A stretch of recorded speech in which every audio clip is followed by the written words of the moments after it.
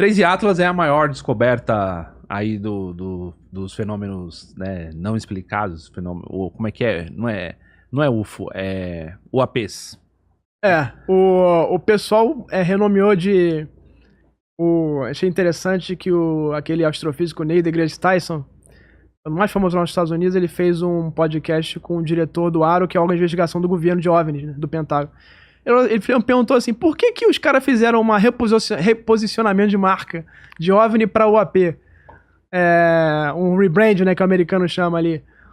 Aí ele falou, não, porque quando você fala OVNI, as pessoas pensam em homenzinho verde extraterrestre. Então você você já tem uma resposta para aquilo.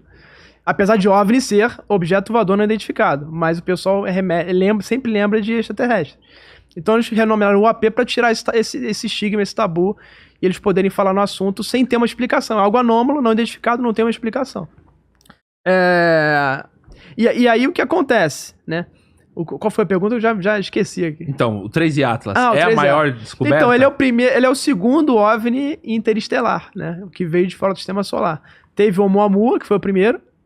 E até hoje tem uma briga enorme do Avi Loeb, aquele astrofísico de Harvard, com a comunidade científica, porque ele fala, cara, tem várias anomalias ali que me explicam que esse cara não é um simples cometa. E a comunidade científica toda falando, não, é um cometa. E aí isso ficou, né? E ele tem artigos que mostram evidência que, de fato, o Oumuamua tem algumas anomalias ali que você não pode bater o martelo que aquele é um cometa 100%. Pode ser 90%? Pode, mas não pode bater 100%. Tem um segundo objeto. Ele caiu no mar, o Avi Loeb fez uma expedição no oceano e conseguiu obter amostras, e ele está tentando descobrir o que era aquilo, se era uma nave ou se era uma simples rocha.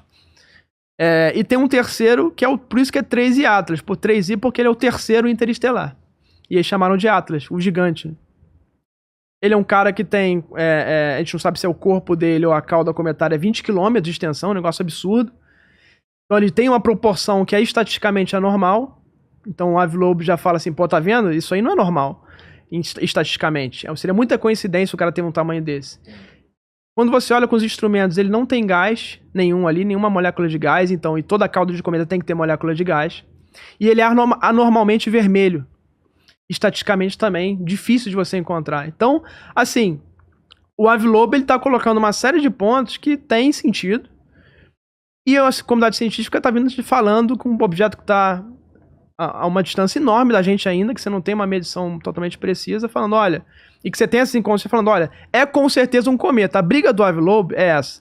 A comunidade científica tá falando que é com certeza 100% um cometa e não abre margem para outra explicação. O Avi Loeb tá falando assim, cara, tem 40% de chance disso ser pode até ser alto esse número, eu acho, na minha opinião. Pode ser 10%, na minha opinião. Uhum. Mas ele faz o marketing dele. Então, assim, quando ele chega e fala, eu sou astrofísico de Harvard, e eu coloco como aberta a hipótese de ser uma coisa alienígena, anômala, ele cria um estardalhaço na mídia, ele chama atenção pra isso, ele cria um marketing dele e ele consegue com isso o quê? Investimento, financiamento. Tanto que a pesquisa do Projeto Galileu para pesquisar vida fora da Terra dele é totalmente financiada. Não é de Harvard, ele tá em Harvard, mas é totalmente financiada particular. São milionários que colocam dinheiro. Por quê? Porque ele tem a mídia. Pede pra perceber, todo dia agora o Avi Loeb tá, inclusive, podcast brasileiro. Eu vi, Dois brasileiros entrevistaram ele já. Eu vi o Jaime falando com ele, o Jaime me contou toda a situação. Imagina, tá o mundo todo em cima do cara. E ele ganha o que com isso? Visibilidade. Com visibilidade ele ganha o quê? Mais financiamento e ele melhora a pesquisa dele. Tá errado? Não, tá certo. Agora, ele tá fazendo o que todo cientista tem que fazer. Abrir possibilidade. Porque o cientista, ele tem a síndrome do especialista, ele tem que explicar tudo. Não, isso aqui é 100%, não há dúvidas, não pode ser algo anormal, mas o Avi Loeb tá apontando, tem coisa anômala. Então, assim, o que ele tá defendendo agora? Que esse objeto seja interceptado em Júpiter. O interessante é que quando ele passa próximo da Terra, no ponto que ele passa mais próximo da Terra, ele vai estar ocultado pelo Sol. Sim. E ele tá vindo numa trajetória que é justamente para passar dentro do sistema solar, colado ali em Marte, ele vai passar raspando em Marte, em termos cosmológicos, é quase raspando literalmente, e depois vai passar raspando em Júpiter, o que para ele seria uma coincidência muito grande isso acontecer. Então, para ele, esse objeto tá vindo primeiro para se ocultar de nós, pra gente não entender muito o que ele é, e para pesquisar Marte, pesquisar Júpiter, pesquisar os planetas do sistema solar. E o que ele defende é que esse OVNI interestelar seja interceptado. uma sonda chamada Juno que tá em Júpiter hoje, ia ser destruída. Iam chocá-la contra Júpiter, agora ele tá defendendo pra deslocar ela, mas parece que não tem combustível pra fazer isso. Tá. Pra poder chegar nele e descobrir o que é. Se esse UAP gigantesco de 20 km de diâmetro e tudo mais for uma tecnologia, uma espécie de sonda que está mapeando, por exemplo, a distância, o que encontra, né? Se ele estiver vendo exatamente a posição de cada planeta, a Lua, o próprio Sol, afinal de contas ele está vindo de fora, né, do sistema solar. A pergunta que fica é: será que ele tem, de repente, a rota já programada para vir e voltar? Ou tem alguma coisa guiando? Porque se tiver alguma coisa guiando, ele pode estar realmente na situação mais próxima, vai estar atrás do Sol. Quando estiver atrás do Sol, e aí ele quiser, tipo, dar algum desvio, ele sair, entendeu? Perfeito. Para um caminho totalmente diferente do que ele tá agora. Em linha reta, ele passa por isso daí. Se ele mudar de rota e tiver numa posição diferente. Esse aqui é justamente um dos argumentos do Avi. Ele comenta que, uma vez que ele está atrás do Sol, ele pode fazer uma manobra para poder pesquisar alguma coisa e a gente não vê que ele está fazendo essa manobra para olhar de um jeito diferente e a gente não vai conseguir enxergar. Dar uma rotação, por exemplo, ou transladar, e a gente não vai saber isso. Então, assim, o Ave Lobo comenta que isso pode ser a nave de scout. O que é a nave de scout? É uma nave que vem antes de todas para monitorar o que a gente está fazendo, para vir um ataque depois. Para vir a tropa. Então, o Ave comenta isso, ó, a gente tem que olhar isso com carinho, porque se isso for um scout, a gente tá ferrado. Então, é melhor principalmente se deixar, se não fizer nada, né? Se deixar ele fazer o mapeamento e chegar bem perto, e ele fala, peraí, esse daqui tem alguma coisa diferente. Exato. Agora, e eu não duvido que seja por isso, além, claro, dos asteroides, né, que são as grandes ameaças, né? Eu não duvido nada que por isso que a NASA tem feito aqueles testes de arremessar espaçonaves contra, ou desviar, né, outros corpos celestes em direção a esses objetos, né, para tentar destruir. Esses treinamentos já têm acontecido há alguns anos, né? Talvez, para asteroides, sim, mas talvez se vier um scout desse, talvez eles... Se você descobre que isso é uma nave de scout, né? O que você faz, né? Então... O grande problema é que a gente vai conhecer ele quando ele estiver aqui. Bem próximo. Aí não vai dar tempo de mandar nada.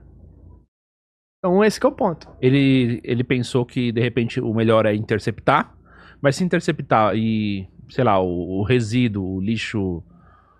Tanto o lixo espacial, porque a nave vai pro espaço, e uma hora vai chegar aqui também, né? Se cai na órbita da Terra, a gravidade puxa, o negócio vem... Agora sim, a atmosfera... Isso não é grande problema, se for um objeto pequeno, né? Pequeno, né? Porque a atmosfera consegue queimar objetos pequenos. A nave, por exemplo, consegue queimar. Agora, se for um objeto desse de 20 km, que vem em rota de colisão, se ele tivesse vindo na direção da Terra, seria um grande problema.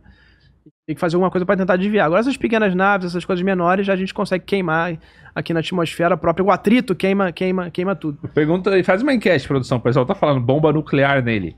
Vou falar. Você acha que o 3i Atlas 2 pontos? Coloca aí. 3i Atlas. Isso. 3i Atlas, esse é o nome. Coloca assim. 3i Atlas, coloca. Vai, vamos pra opção número 1. Sonda alienígena. Ou pode ser também meteoro gigante. Cometa, né, que estão falando. Cometa. É ao vivo? Claro que é ao vivo, gente. O pessoal tá com dúvida ainda. Pode votar na nossa enquete aí, ó. É ao vivo, tá? Vamos lá. Então, o 3i Atlas, de alguma forma, não é bem aquilo que você acredita, né? Assim, eu tô com o Ave Lobo, só que eu coloco um pouco a percentagem um pouquinho menor. Eu acredito que, assim, não tem como a gente falar que um cometa ainda 100%, como vocês estão falando, então eu deixo ali uns 10% de dúvida. Claro que a maior probabilidade sempre vai ser explicável, né? Agora eu coloco ali uns 10% ali de dúvida, até daqui a pouco talvez essa dúvida aumente um pouco, né? Bom. Ou diminua, vamos ver quando ele chegar perto aqui. O pessoal... Bom, enfim, o 3i Atlas, gente, você concorda que é a maior descoberta em questão de tamanho, proporção sim. E também de importância, porque agora com certeza tem essa dúvida, até então sempre foi, é cometa. Sempre se aproximou Aí os anteriores são bem menores, né? E esse daí, realmente, até agora, a gente não tem certeza.